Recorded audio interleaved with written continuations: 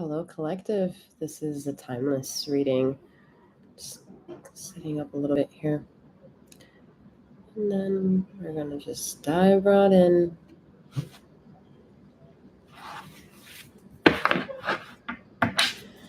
This is a timeless message. Whatever brings you here, you may have caught a vibe and seeing whether or not any of the storytelling time is for you. As always, all of my content is timeless, and feminine and masculine energies are non-gender specific. I am Master 7, aka 7, so reads these energies for you.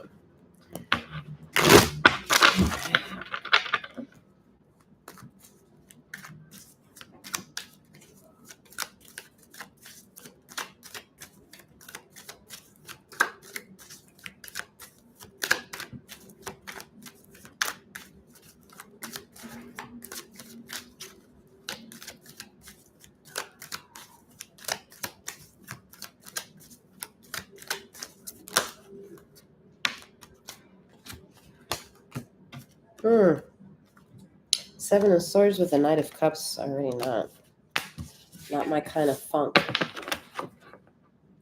It's stanky. Good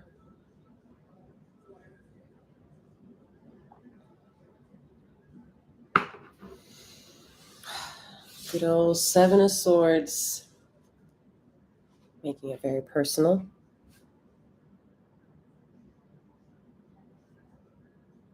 Someone feels like robbed of their own identity. Like they're not really sure what feelings belong to them.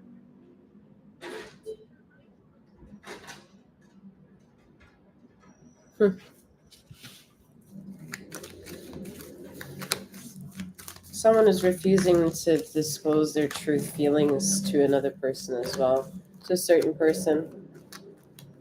This is more like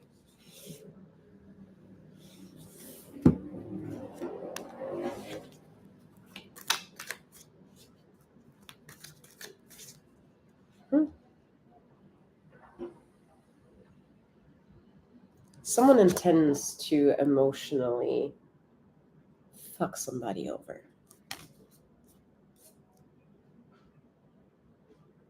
Like they're going out of their way to see spiritual advisors, some kind, people who dabble with the esoterics and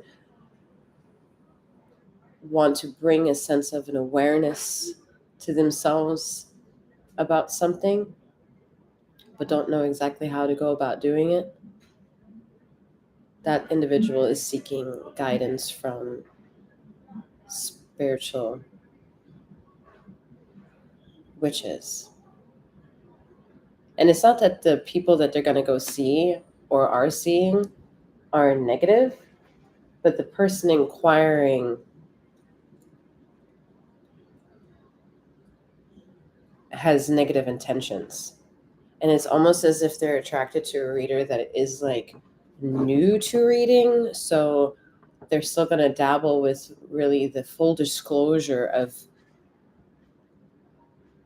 if they can trust everything that they feel intuitively to speak. As if it's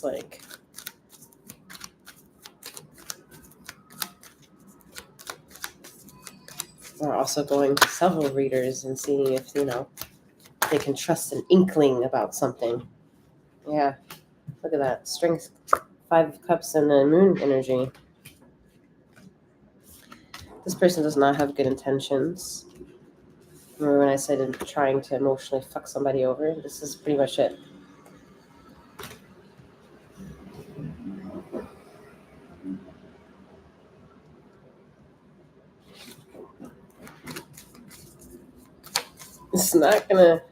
It's not gonna perpetuate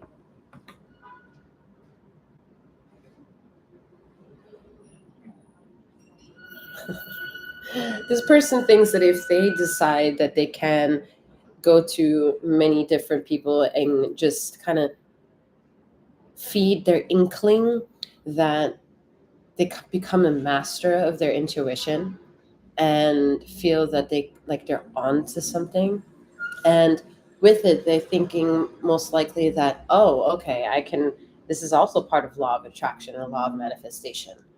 You know, like, it doesn't really matter where it's coming from. I'm always going to attract something.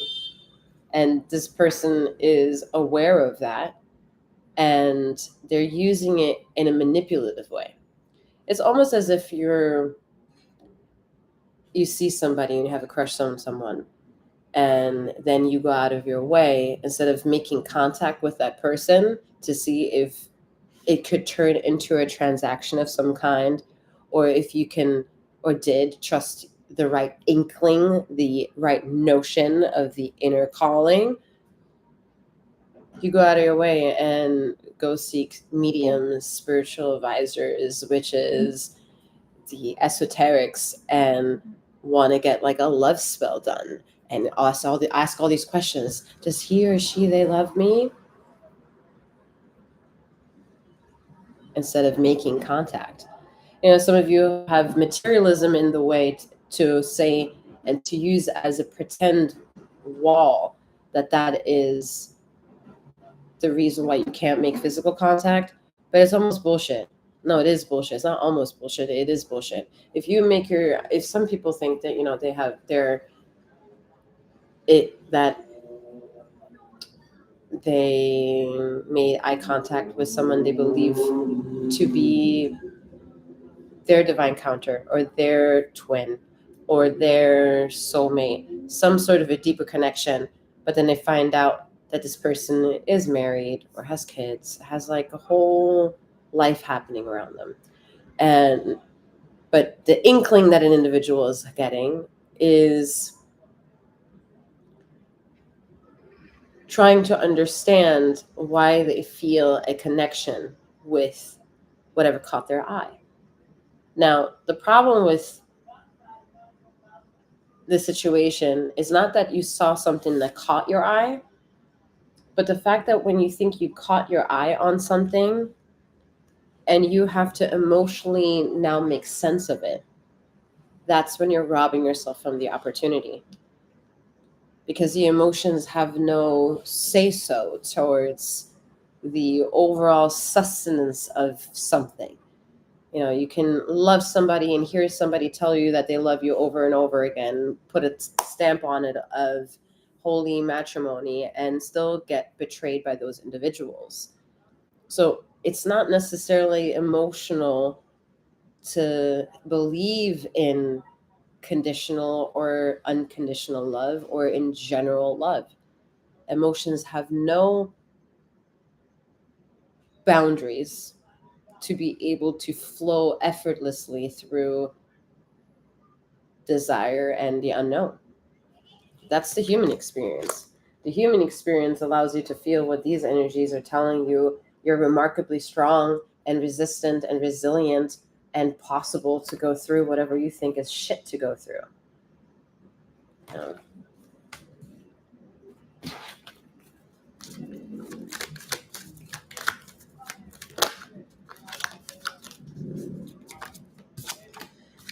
at that. We have the Fool. You can't really, I mean, essentially, you can do whatever you want. The world of quantum magic is limitless. But yet, going back to seeing your crush and feeling that there is a connection or a person, it's just easier when we put crush on it, because then it has like an emotionality towards it. And then we give ourselves permission to think, okay, well, I was just triggered and it's making me feel some kind of way. It's making me move and giggle and think and yearn and ache and the feeling of nostalgia coming through, like curious, wanting to be like a kitty, you know, curious little kitty and want to know what's around the corner kind of thing. And um but again, then going back into your own world and using items such as tarot and multiple collective readings instead of singular focused point A to point B, deep intuitive reachings and self acknowledgement work. it's going to perpetuate an uncomfortable cycle where you think you're creating an opportunistic world of opportunities and possible new beginnings because everything's can be redone and reordered again. Like, it's weird, like, or re-ritualized. Yet the issue becomes with realizing you're chasing your own rat's tail. It's almost a negative concept to what can be seen to that single snake that eats its own tail symbol. You know, there's with everything, there's a flippy side to the side. Flippy side to the side? A flip side of the situation. So it's relative. We're not here to really seek opinions too much about what's good and what's bad when everything is relative anyway. It's perspective. It's perspective. And most often than not, it's the emotions that shape the perspective of your life, right? And how well they feel, well, that's all to how real you are to trusting your intuition, using logic to discipline intuition, being practical. But this is not a card of dignity. This is not a dignified way of living because there's too much burdensome and feeling like someone's watching you or over critiquing you, over polishing you, sterilizing you, and just not leaving you alone, starting with yourself. You're not leaving yourself alone in the regards of just needing to prove and validate something instead of allowing life to flow. And usually life to flow means that all the character, how can I say that? All the needs of the sensory of a human gets explored rather than just one, the emotional. You know, we would want to try to involve the mental body, the physical body, the emotional body, and the spiritual body to bring sense of the whole entire flow. Excuse me. Session of the season.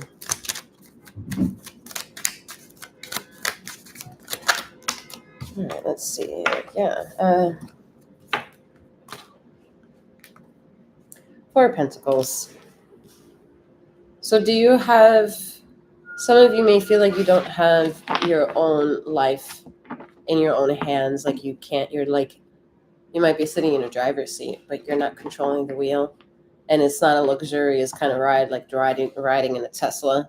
You know, it's not, it's a high commodity to say that, yeah, it's a nice luxury. It's cool in theory and fantasyism. But when it comes to reality, I'm really not that secure. I'm really not that trustworthy of something else allowing itself to protect me, which is pretty solid and it's a healthier mindset than most. Because if you build on top of the fact that that no one can have oversight over you and protect you and have their existence morph around protecting you, would be almost a narcissistic type of point of view to be under this type of spell, because this person is codependent on their own self-living to think that they can only live through attaching themselves to you or to something else. And that's not, rather than themselves. So that's not a healthy perspective to exist under. And to feel the weight of that might be you wanting to control a narrative, and you might be the listener who is the victim of this at this time in this bubble of a universe, because control brought you to the situation, but the underlining discomfort is not being able to get the weight off your shoulders and be able to release the energy, rather than you more so have rather been in this energy, the deceptive energy, which I can't fucking stand, which is about lying to yourself. When somebody asks you if you're doing, how you're doing, and you're answering them out of politeness, you're okay, but you're lying to yourself in that moment that you're really not okay. That's self-deprivation. That's self-neglect. That's misery. And it does more harm than you think it does not. So it becomes really hard, and even harder to become aware of that and then try to change that, direct that type of thinking. But it's not impossible, because you'll learn how to comfortably take control of the steering wheel and then dictate your wellness by the landscape you'd like to adventure on, whether it's, off-roading or not, to how bumpy or smooth the ride of the terrain is going to be, to how you're going to allow existence to be understood by you. And all that wisdom is begotten because you've allowed yourself to go through emotions, which is this.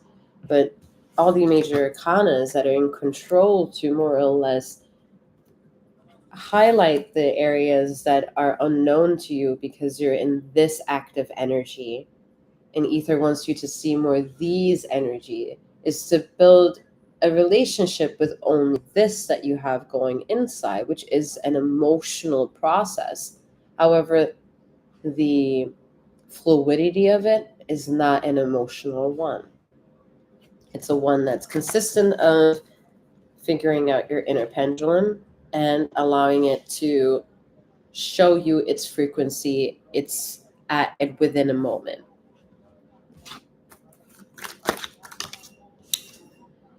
The Hierophant, making a higher commitment with yourself. It is more important to understand all facets of who you are, from all the quantum magics of however you vibe and whatever your reason is to being in this realm, however you subjectify it as, however you speak, wherever you get your wisdom from, is an attractive notion for a lot of people.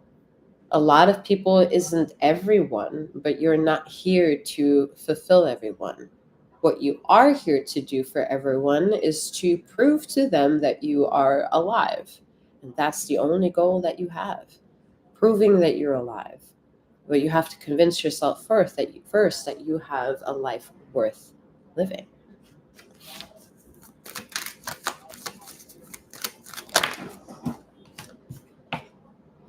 Eight of Cups. I mean, what's the life worth living, right? When you have deep emotions that say, I feel this way, and then there's certain realities that distract from some of those emotions or create new emotions. And then the narrative comes of everything that triggers emotions, which then usually can also mean people. People trigger emotions. People trigger people, right? So when you're in a situation where, let's say you are an event coordinator, I don't know why it's coming up, but it's coming up. So let's say you're an event coordinator and you're busy doing busy work of an event coordinator. You have emotionally, you might be positive in a situation and say, I love doing my job. So let's take the highest possibility here and a high vibrational viewpoint, let's put it that way. And you enjoy deep emotionally, you'd love your job. Someone can wake you up at any time of the day. That's how the saying goes. What would you like to do if you were asked at any point of the day to do this? And for this person, that's being an event coordinator. And they're doing the thing, they're just doing a thing, and maybe what they're doing is amazing. They're like have a great niche of people that love to go to to go to you because you're the amazing event coordinator. People go to your events and it's a fun vibe. It's everything that they want it to be and then some. Yet the emotional problem with having so much sustenance and so much, pretty much an applause all around, is that this person, which may be you, the event coordinator, is that no one at home really has a deep understanding of what it is that you do. No one can see, pretty much in rhyme and reason, how much love you have at playing at what you're doing, and that it's not work, but that they may see that as work because you're so busy and your calendar is just busy. You're busy doing your thing.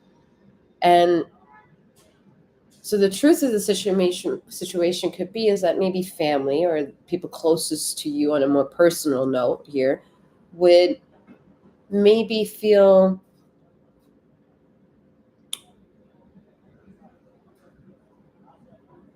maybe jealous, envious that you can do what you do. And at the same time that might live in the existence of that bubble, you feel this energy of the Five of Cups. Like, I love what I do, but I don't feel validated in doing what I love. And it's a strange thing because you see all these testimonials of, well, you get paid for what you're doing, so, and you can live off of that payment somehow, possibly. And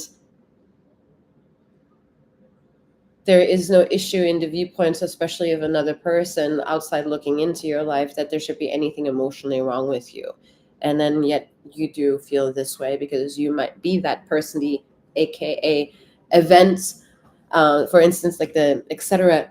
event coordinator, and feel these emotions and feel as if you are gaslit from the opportunity to speak your true feelings, that you wish someone in your closest circle would understand the excessive attention to detail that goes into what you're doing, and that's what pushes the limits at times to what you're going to be passionate for, and where you might also give an attitude when you don't really mean it.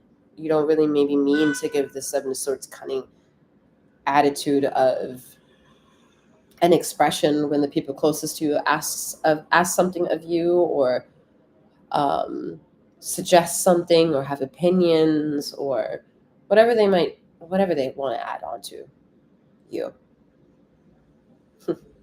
But it's got that same frustration is also where you do pretty goddamn good job at then putting that into your artwork and being that so-called, in this analogy, it's been the event coordinator or whatever you've been doing.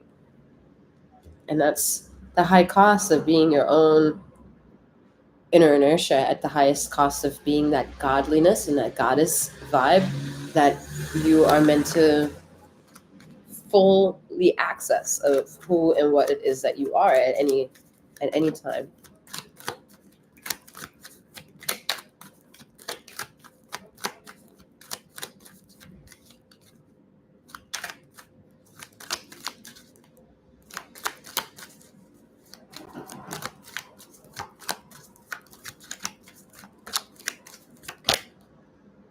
Huh. Yeah. Okay. Seven of Pentacles. You're always going to be somehow in a position where you think people have eyes on you, or people have eyes on you. Why shouldn't they? You are meant to be, you're no longer decided to be in the womb of your creator. So you're out there for the world to see.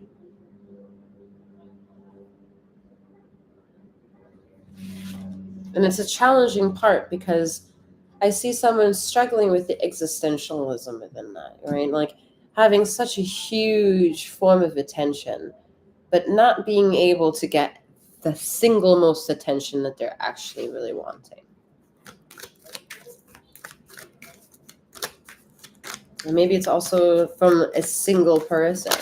Maybe you're getting a lot of attention from multiple people, because these multiple people give you the platform that you're speaking on, and giving you the courage to show up and work and go to work and have a routine of a day. Like, those are the people who are like more so your fans, who see you and just vibe with you being. And then there's folks that understand tribe, and tribe is a deeper context than just having a fan base. So we have the King of Swords here. So I think that's, again, personal wisdom, knowing why we started with the Seven of Swords energy, and making our way up into self-dignified growth and character development,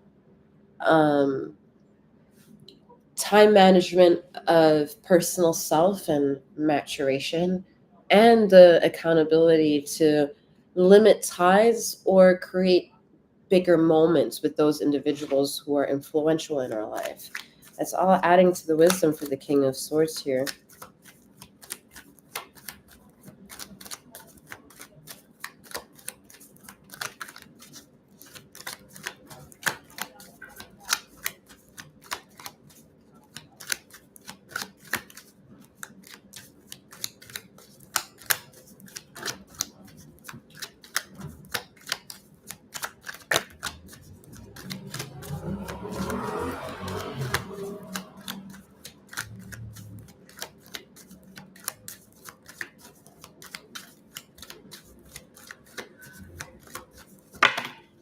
Ooh.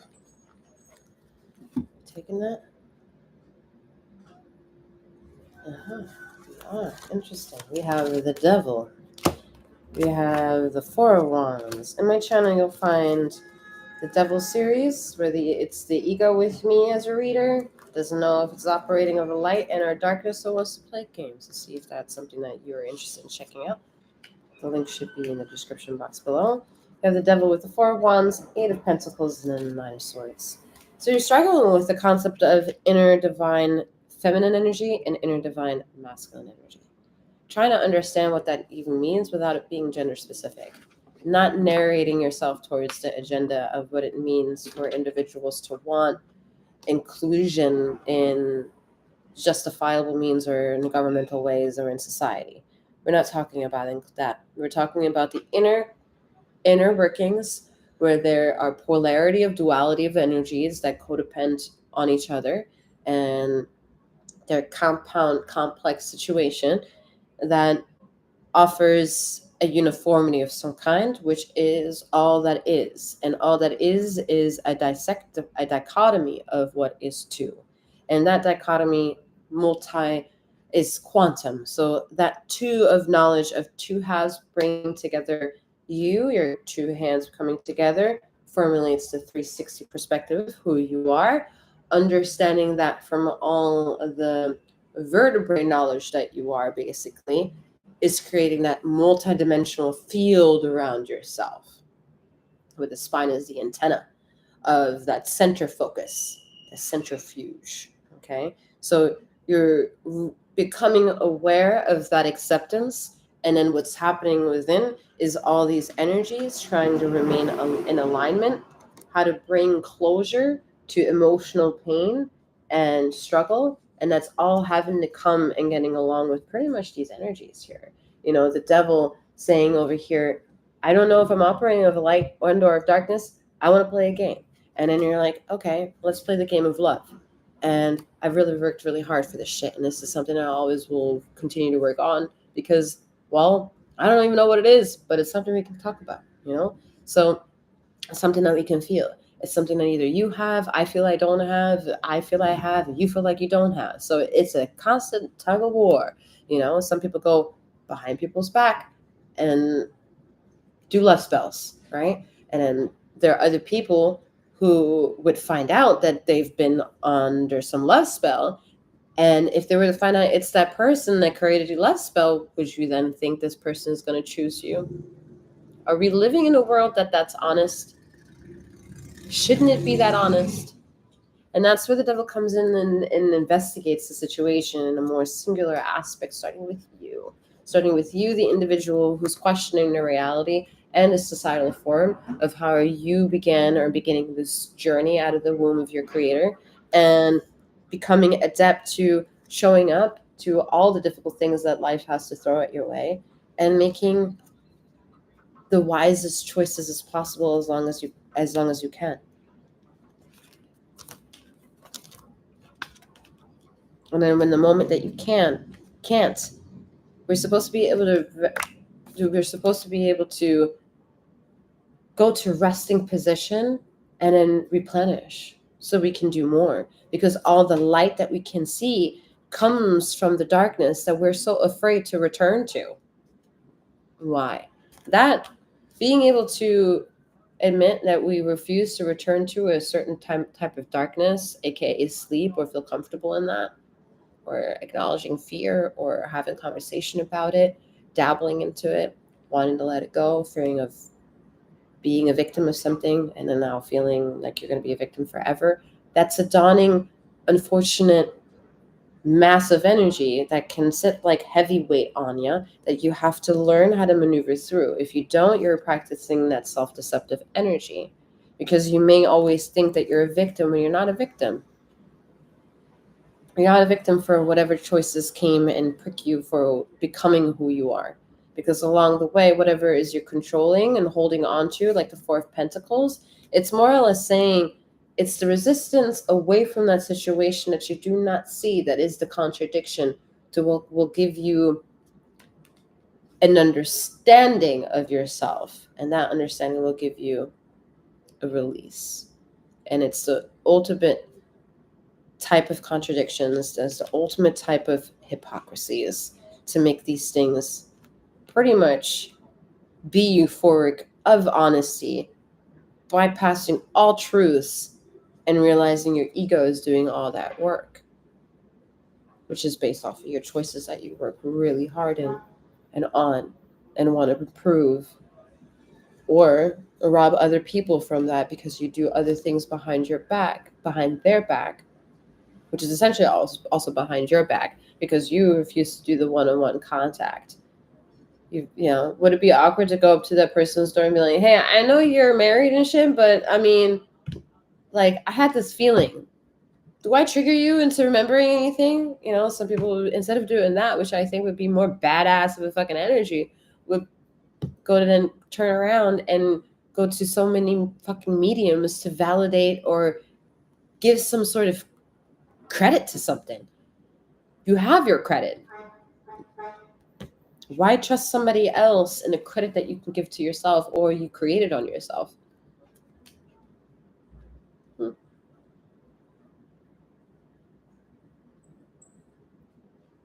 Mm-mm-mm.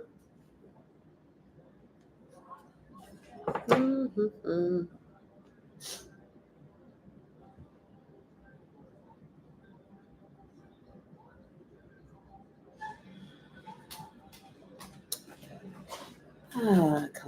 Collective.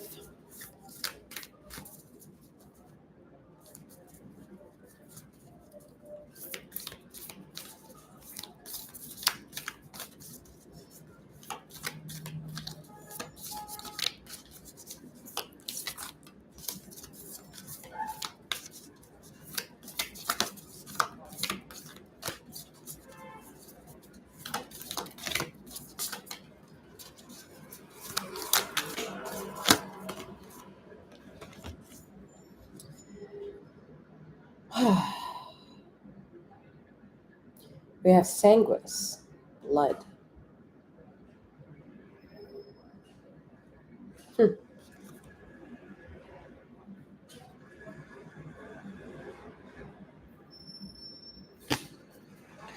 So we're in that crucial moment of coming in terms with a double energy, where we have to oxygenate our blood, revive memories, revive emotions, revive traumas, revive, rejuvenate, replenish,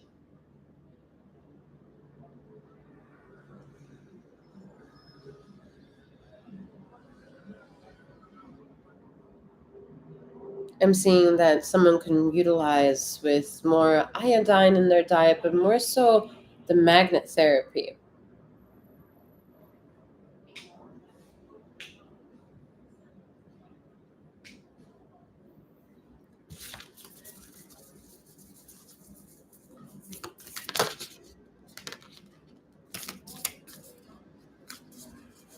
Someone has like freckles on their face that they should take a better look in, because some of them may like be blackheads instead of freckles. Okay, and they're like certain. Take a closer look. Interesting. So I said earlier that notion of the symbol of the snake eating its own tail, and you don't necessarily want that one snake, right? We have Unus Mundus, synchronicity.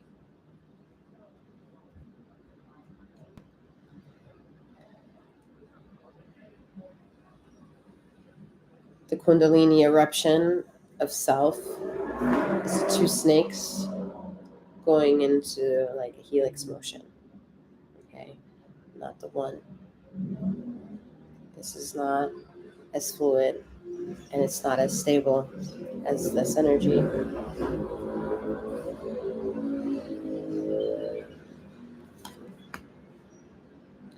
Both of these have pearls of diamonds and like gems. Okay, so some of you need to be a little bit more mindful that if you feel yourself resonating with the fact that you are not of earthly matter, okay, be mindful of the narrative of how certain crystals are advertised in the third dimension to be of use. It's not really, not everything is correct. Let's put it that way, okay? Like if you're using the amethyst for replenishing your emotional redemption, it's not the right stone to use. This case it would be the bloodstone would be better choice for this information, for this person that may resonate with that, okay? And for 3 months, 3-month usage, that's what I'm hearing. And if you're someone who uses selenite as a grounding stone and to cleanse and to receive and clear the veil, no, not the best, because selenite is fragile, it breaks easily. So it's too porous and it houses a lot of artificial light.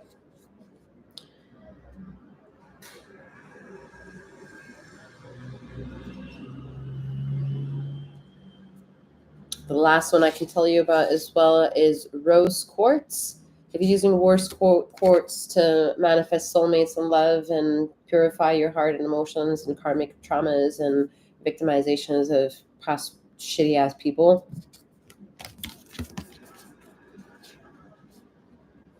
it's not going to help you for that one.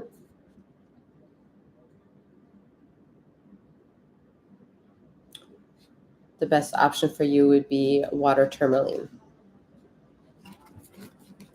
All right, collectors, I'm going to leave that here. I do plan to see myself doing more of these and kind of see how this goes. The flow, the feel, you know. But yeah, more or less, just know I am a master healer. I provide, if I can even speak right. I can provide remote wellness. I am someone who is a master Reiki healer. However, I have my own thing, all right? And if you're interested, the description box will have some details for you. And more or less, yeah, whatever brought you here, it was a pleasure catching a vibe with you. And may you keep flowing, growing, and glowing. Take care, collective.